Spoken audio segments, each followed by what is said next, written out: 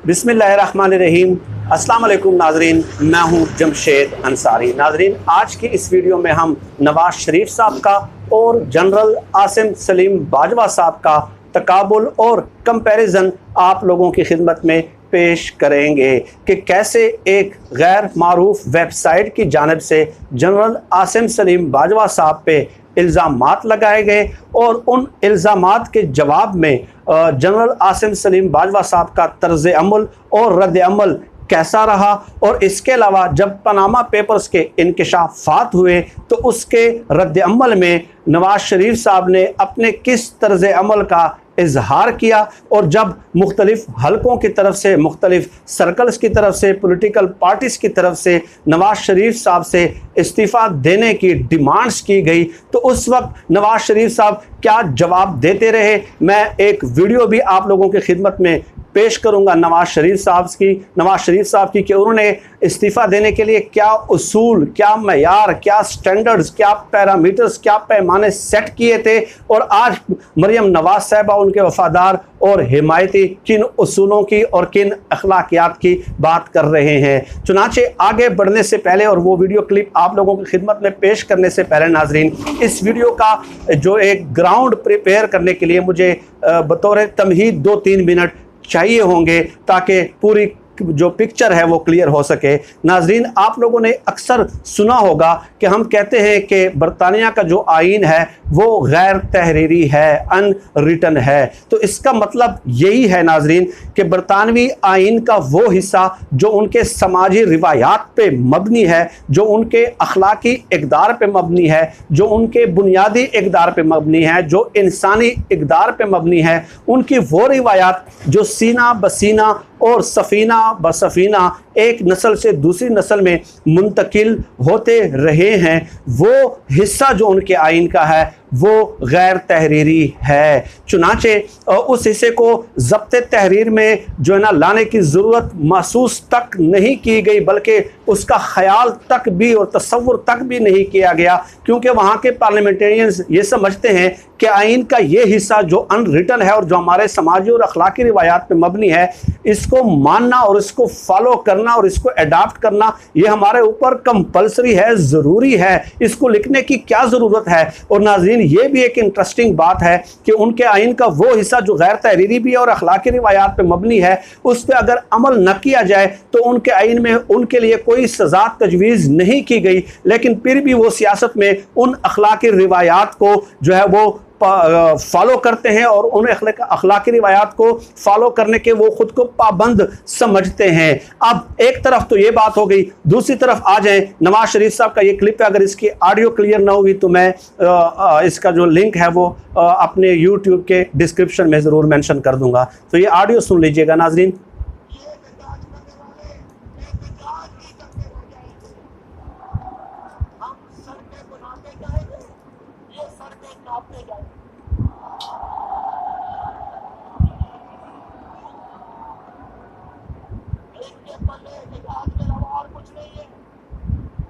हर बात में कहते हैं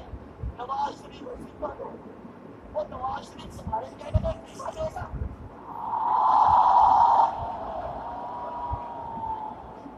एक के कहने में नवाज शरीफ इस्तीफा देगा?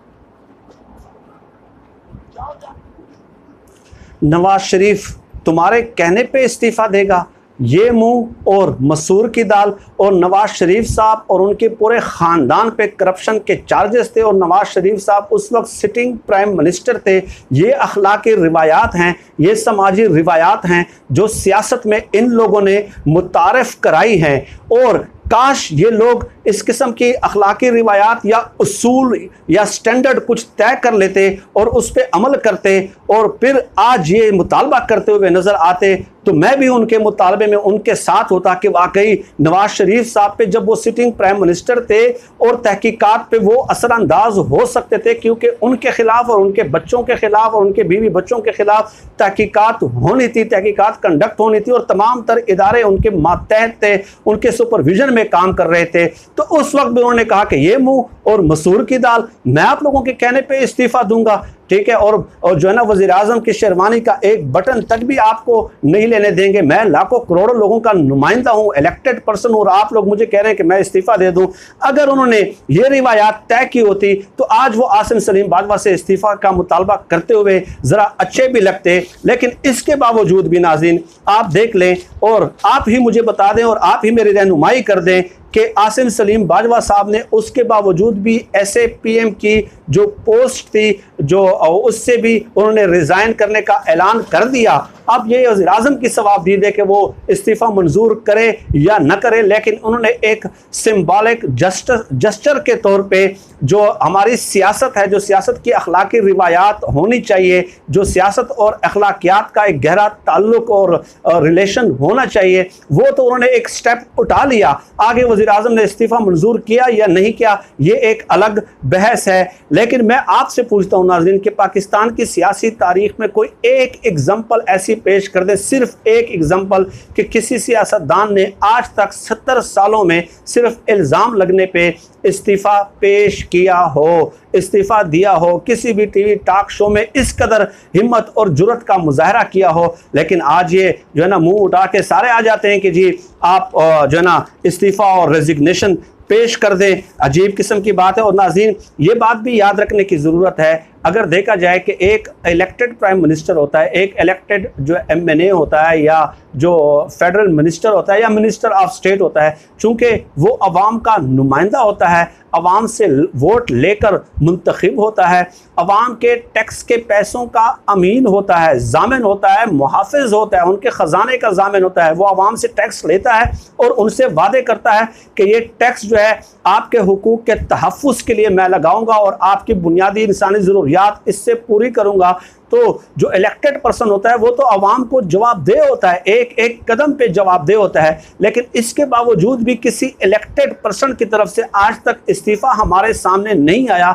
जनरल आसिम सलीम बाजवा साहब तो इलेक्टेड भी नहीं थे, उन्होंने तो अवाम के साथ गली गली कूचे कूचे जाके इस कदर हल्फ भी नहीं लिए, वादे भी नहीं किए। उसके बावजूद भी इट डजंट मीन, मैं ये बिल्कुल नहीं कह रहा कि वो कानून के पाबंद नहीं है या कानून को जवाबदेह नहीं है। जनरल आसिम सलीम बाजवा साहब हो या कोई भी हो, विदाउट एनी एक्सेप्शन जो है वो रियासती इदारों को और कानून को जवाबदेह हैं, कानून से मावरा कोई नहीं है। लेकिन ये भी फिर आप देख लीजिएगा कि उन्होंने एक प्रेसिडेंट गो के सिंबॉलिक ही समझ लें, एक प्रेसिडेंट उन्होंने सेट कर दिया है। और उस रिवायत को जो है ना, जो आज तक पाकिस्तान की सियासी तारीख में हमें नज़र ही नहीं आती, उसकी शुरुआत तो कर दी। अब वज़ीर आज़म के वो जवाबदेह हैं, SAPM 2 प्राइम मिनिस्टर हैं, वो खुद नहीं है, उनको जब जवाब दें तो उनकी सवाबदीद वो एक्सेप्ट करें या न करें। और इसके अलावा नाज़रीन एक और बात बता दूं कि इन सियासी जमातों की तरफ से लोगों को कंफ्यूज करना और गुमराह करने का एक सिलसिला शुरू हो चुका है और ये वफादार और हिमायतियों के ज़रिए अपना ये फरीज़ा सर अंजाम दे रहे हैं। वो ये कहते हैं कि